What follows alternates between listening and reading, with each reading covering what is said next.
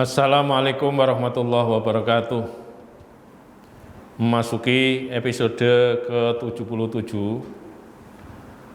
yaitu perumusan epistemologi studi Islam. Para pemirsa yang berbahagia, Ziauddin Sardar menyatakan bahwa ilmu bisa didapatkan dari wahyu maupun akal, dari observasi maupun intuisi, dari tradisi maupun spekulasi teoritis, sedangkan berbagai cara mengetahui alam dan realitas yang bermacam-macam itu sama-sama valid dalam perspektif Islam. Semuanya mematuhi nilai-nilai wahyu Al-Quran yang abadi. Maka epistemologi Islam menekankan pencarian semua bentuk ilmu pengetahuan dalam kerangka nilai-nilai abadi sebagai landasan utama peradaban Islam. Dari sini dapat kita pahami bahwa cara-cara yang ditempuh dalam menyumbangkan bangunan pengembangan ilmu pengetahuan dalam Islam sesungguhnya sangat bervariasi, bukan hanya cara yang tunggal, bukan hanya metode yang tunggal, tetapi banyak metode. Lagi-lagi ini menjadi penting sekali karena ketika banyak metode dan masing-masing difungsikan secara maksimal, logikanya akan dapat mempercepat perwujudan pengembangan ilmu pengetahuan itu sendiri. Selanjutnya, Pak Profesor Kunto Wijoyo mengatakan bahwa epistemologi dalam Islam merupakan epistemologi relasional. Satu unsur selalu memiliki hubungan dengan unsur lainnya. Keterhubungan bisa sebagai logical consequences dari suatu unsur. Rukun Islam dalam bentuk zakat, sholat, puasa, dan haji seluruhnya merupakan konsekuensi logis dari syahadat yang diikrarkan oleh umat Islam yang baru masuk Islam, atau kalau Islam warisan ya dalam sholat selalu memunculkan ungkapan syahadat ini. Selanjutnya Roset Morton menyatakan bahwa seperti ditunjukkan oleh epistemologi Al-Ghazali dan Ibnu Khaldun, umat Islam selama berabad-abad mengejar ilmu pengetahuan melalui percampuran akal dengan wahyu dan menandai masa keemasan ilmu pengetahuan dalam Islam pada abad ke-12. Wahyu mengakui akal, dan wahyu sendiri itu di dalam Islam merupakan sumber pengetahuan, dia juga ditransformasikan menjadi metode dalam mengembangkan ilmu pengetahuan yang disebut sebagai revelasi. Antara wahyu dan akal itu sudah lama bekerja sama, yang kalau ditelusuri itu sudah dirintis oleh Al-Kindi yang merintis konsep kesesuaian antara wahyu dengan akal atau at-taufiq bainal wahyi wal aql, atau dengan kata lain kesesuaian antara agama dengan filsafat, yang kemudian mempengaruhi banyak filosof Islam berikutnya yang sama-sama menggunakan, bahkan mengembangkan, ada yang mengembangkan konsepnya mengenai keselarasan antara wahyu dan akal, sebagaimana yang disebut oleh Roset Morton tadi, yaitu percampuran akal dengan wahyu itu memberikan kontribusi dalam konteks pengembangan ilmu pengetahuan. Selanjutnya Muhammad Abid Al-Jabiri mengenalkan epistemologi bayani, epistemologi burhani, dan epistemologi irfani. Al-Jabiri menampilkan proses formasi pengetahuan bayani, proses formasi sistem pengetahuan irfani, dan proses formasi sistem pengetahuan burhani. Jadi Al-Jabiri mengungkapkan fakta di kalangan umat Islam dalam berepistemologi. Dia menemukan 3 macam itu, yaitu epistemologi bayani, epistemologi burhani, dan epistemologi irfani. Varian epistemologi ini yang paling banyak diikuti oleh pemikir Islam Indonesia. Pada bagian lain, Warzani menyebut Sari Musibeh memetakan aliran-aliran epistemologi dalam Islam ke dalam 4 varian, yaitu pendekatan konservatif, pendekatan dialektik, pendekatan falsafah, dan pendekatan mistik.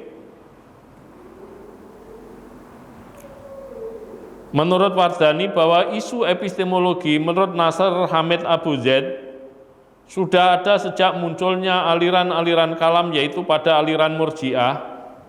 Aliran ini terbagi ke dalam 2 kubu, yaitu penganut Jabariyah kelompok Jaham bin Sofwan dan penganut Qadariyah kelompok Ghailan al-Dimashqi.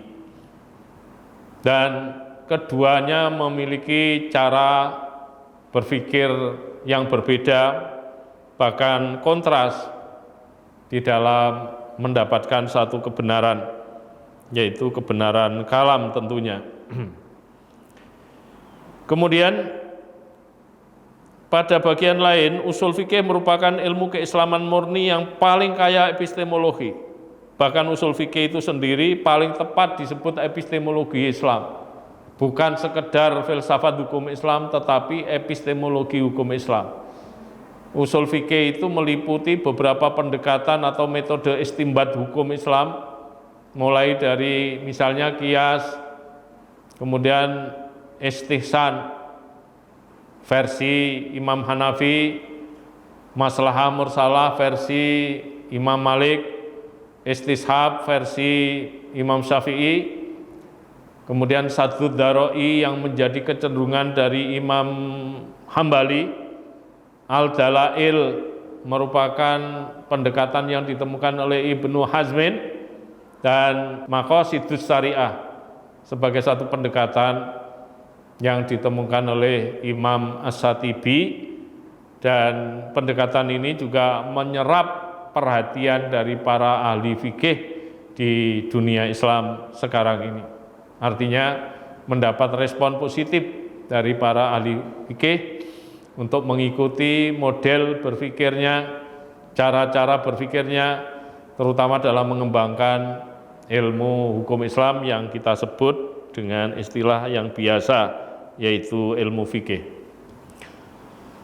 Dalam pendidikan Islam, saya pernah menawarkan 5 macam metode epistemologis, yaitu manhaj akli atau metode rasional, manhaj dauqi, metode intuitif, kemudian manhaj jadali, metode dialogis, manhaj muqaron atau metode komparatif, dan terakhir adalah manhaj naqdi atau metode kritik. 5 macam epistemologi ini masing-masing berfungsi, kalau diterapkan betul bisa berfungsi efektif dalam mengembangkan bangunan ilmu pendidikan Islam. Namun demikian, masih perlu adanya upaya-upaya pengembangan. Apa yang saya sebutkan tadi, baik yang disampaikan oleh Muhammad Abid Al-Jabiri, diinformasikan oleh Nasir Hamid Abu Zaid, kemudian disampaikan oleh Sari Musibeh, maupun yang saya sampaikan tadi, sesungguhnya masih merupakan tonggak awal, rintisan awal dalam upaya pengembangan epistemologi studi Islam itu sendiri, yang mana keadaan epistemologi studi Islam ini dipandang orang tertentu masih rapuh. Misalnya Wanderbook Secara keseluruhan, sepertinya tidak ada epistemologi yang kuat dalam kajian-kajian Islam hingga beberapa dekade terakhir. Upaya terpenting dalam kajian-kajian Islam telah dicurahkan pada riset tekstual, filologi dalam sense terbaik bagi dunia dan penyelidikan sejarah pada sumber-sumber arkeologi dan sumber-sumber tertulis merupakan disiplin ilmu yang harus dikuasai. Wanderbook melanjutkan bahwa berbagai perhatian epistemologi telah menyadarkan kita tentang bagaimana aspek-aspek keagamaan Islam harus dipelajari dan diinterpretasikan. Ini menimbulkan pembaruan dan membangkitkan kembali minat dalam fungsi dan makna agama, berbagai kemajuan, nilai-nilai dan sebagainya dalam konteks masyarakat Muslim. Akhirnya Wanderbook juga menegaskan bahwa problem epistemologi utama dalam kajian-kajian Islam sepertinya masih berhubungan antara berbagai kategori deskripsi ilmiah, analisis, dan interpretasi, serta penerjemahan yang memadai dan konseptualisasi realitas Islam atas dasar data mentah itu sendiri. Jadi ini merupakan kritik-kritik yang harus kita terima justru sebagai masukan yang sangat berharga dalam upaya menyempurnakan epistemologi studi Islam, baik secara umum maupun epistemologi studi Islam pada wilayah bagian-bagiannya. Tadi yang saya sampaikan baru terkait dengan ilmu kalam, kemudian terkait dengan usul fikih, dan terkait dengan ilmu pendidikan Islam. Sementara epistemologi yang lain, ya selain tiga hal itu juga perlu dikembangkan, perlu dibangun, baik epistemologi tasawuf, epistemologi ekonomi Islam, epistemologi sosiologi Islam, epistemologi antropologi Islam, epistemologi sejarah Islam, dan lain sebagainya. Ini semuanya perlu dibangun, dirintis, diwujudkan hal yang baru yang bisa digunakan untuk dilalui dalam rangka mengembangkan dan membangun ilmu pengetahuan yang memiliki nilai-nilai atau ciri-ciri keislaman dengan harapan dapat memberikan manfaat yang positif, konstruktif bagi kehidupan umat Islam, sebab beberapa ilmu memang telah memberikan manfaat tetapi juga memberikan ancaman sehingga bernilai destruktif terhadap umat manusia yang hidup di dunia ini. Demikian yang bisa saya sampaikan. Saya akhiri, wallahul muwaffiq ila aqwamit thoriq. Wassalamualaikum warahmatullahi wabarakatuh.